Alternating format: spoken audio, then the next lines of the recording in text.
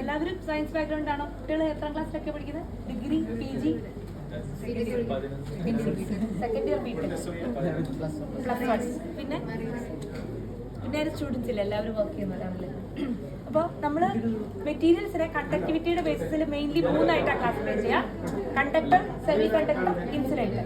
Conductor എന്ന് പറഞ്ഞാൽ എന്താ? അതിനൊരു റെസിസ്റ്റൻസ്, വളരെ ചെറിയ റെസിസ്റ്റൻസ് ഉണ്ടാവും. ഇൻസുലേറ്റർ ആണെങ്കിലോ അവർക്ക് നല്ല റെസിസ്റ്റൻസ് ആയിരിക്കും. ഇനി ചില മെറ്റീരിയൽസ് വളരെ ലോ ടെമ്പറേച്ചറിലേക്ക് പോകുന്ന സമയത്ത് അവരുടെ റെസിസ്റ്റൻസ് 0 ആവും. അങ്ങനെയുള്ള മെറ്റീരിയൽസിനാണ് നമ്മൾ സൂപ്പർ കണ്ടക്ടേഴ്സ് എന്ന് പറയുന്നത്. അതൊരു വളരെ ലോ ടെമ്പറേച്ചറിൽ കിട്ടിയിട്ടുള്ളൂ. ഇതുവരെ നമുക്ക് റൂം ടെമ്പറേച്ചറിലൊന്നും കിട്ടിയിട്ടില്ല. ആ ടെമ്പറേച്ചറിനെ നമ്മൾ ക്രിട്ടിക്കൽ ടെമ്പറേച്ചർ എന്നാണ് പറയാം. വളരെ ലോ ടെമ്പറേച്ചറിൽ ആ ഒരു സൂപ്പർ കണ്ടക്ടിങ് നേച്ചർ അച്ചീവ് ചെയ്യുന്ന ആ ടെമ്പറേച്ചർ ആണ് ക്രിട്ടിക്കൽ ടെമ്പറേച്ചർ.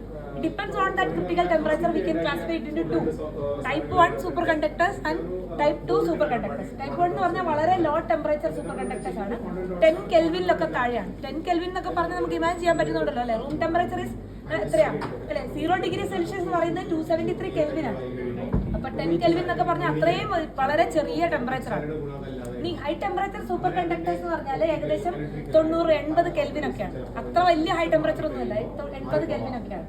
അപ്പൊ ആ ടെമ്പറേച്ചറിൽ ഇതിന് ഒരു ഹൈ ടെമ്പറേച്ചർ സൂപ്പർ കണ്ടക്ടർ ഉണ്ടെങ്കിൽ അത് സൂപ്പർ കണ്ടക്ടർ ആവും. ഇപ്പൊ സൂപ്പർ കണ്ടക്ടർ എന്താണ്?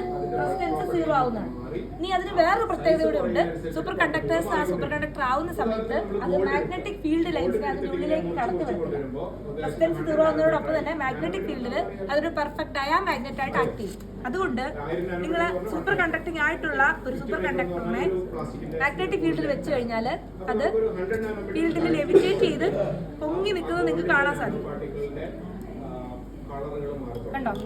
ഇത് താഴെ മുട്ടുന്നുണ്ടോ? ഇല്ല. സൂപ്പർ കണ്ടക്ടർ ആണ് കേട്ടോ. ഈ ഇതിൽ മേലെ കാണുന്നത് YBCO എന്ന് പറഞ്ഞ സൂപ്പർ കണ്ടക്ടിങ് മെറ്റീരിയൽ ആണ്. അതിന്റെ ക്രിട്ടിക്കൽ ടെമ്പറേച്ചർ 90 കെൽവിൻ ആണ്. നമ്മൾ ഉപയോഗിച്ചിരിക്കുന്നത് ലിക്വിഡ് നൈട്രജൻ ആണ് തണുപ്പിക്കാൻ. അതിന്റെ ടെമ്പറേച്ചർ 77 കെൽവിൻ ആണ്. ഈ അറേഞ്ച് ചെയ്ത് വെച്ചിരിക്കുന്നത് നിയോഡൈമിയം മാഗ്നറ്റ്സ് ആണ്. നിയോഡൈമിയം ഈ കാണുന്നത് ഇതിനെയാണ് മെയ്സ്നർ എഫക്റ്റ് എന്ന് പറയുന്നത്.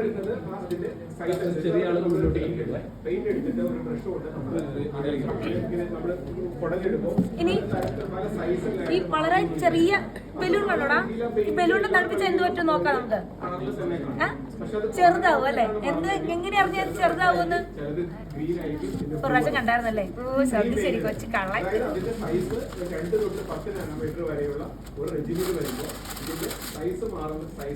ഇത് തണുപ്പിച്ച് കഴിഞ്ഞപ്പോ അതിന്റെ വോളിയം ചെറുതായി. ഇത് നമ്മൾ 10ാം ക്ലാസ്സിലൊക്കെ പഠിച്ചിട്ടുണ്ട്. Volume is directly proportional to temperature at constant pressure. അതിന്റെ ഡയറക്റ്റ് ഡെമോൺസ്ട്രേഷൻ ആണ്. ബലൂൺ നമ്മൾ വീർപ്പിച്ച് വെയിലത്തിട്ട് കഴിഞ്ഞാൽ വീർത്ത് പൊട്ടില്ലേ? അതുപോലെ തന്നെ തണുപ്പിച്ച് കഴിഞ്ഞാൽ അത് ചുരുങ്ങി. അതാണ് ഇത്. ഇത് നമ്മളൊരു LED ഉണ്ട്. ആ LEDയുടെ കളറ്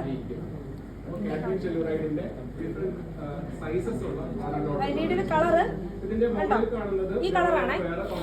കളർ ഓറഞ്ച് കളർ, ഒരു ഓറഞ്ച് കളറാണ്. ഇതിനെ നമുക്ക് തണുപ്പിച്ച് നോക്കാം.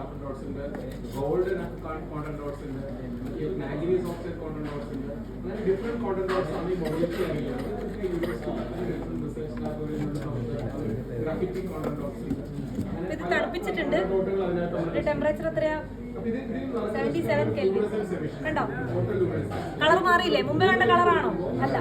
ഇത് ഒരു സെമി കണ്ടക്ടറാണ്. LED എന്ന് പറയുന്ന ഒരു PN ജംഗ്ഷൻ ആണ്. അതിനുള്ളിൽ സെമി കണ്ടക്ടർ ആണ്. ഈ ഒരു LED എന്ന് പറഞ്ഞാൽ റിവേഴ്സ് വൈസിൽ വർക്ക് ചെയ്യുന്ന ഒരു PN ജംഗ്ഷൻ ആണ്. അതിലെ ഇലക്ട്രോണും ഹോളും കൂടെ റീകമ്പൈൻ ചെയ്താൽ നമ്മൾ ഈ ലൈറ്റ് കാണുക. അപ്പൊ ഈ സെമി കണ്ടക്ടറിന്റെ ബാൻഡ് ഗ്യാപ്പ് മാറിയതാണ് നിങ്ങൾ കണ്ടത്. എന്റെ ബാൻഡ് ഗ്യാപ്പ് മാറി, അതുകൊണ്ട് നിങ്ങൾ കാണുന്ന കളർ മാറി. അപ്പൊ അത് റൂം ടെമ്പറേച്ചറിലേക്ക് എത്തിയപ്പോൾ പഴയ പോലെ തന്നെ എത്തി. Okay, thank you.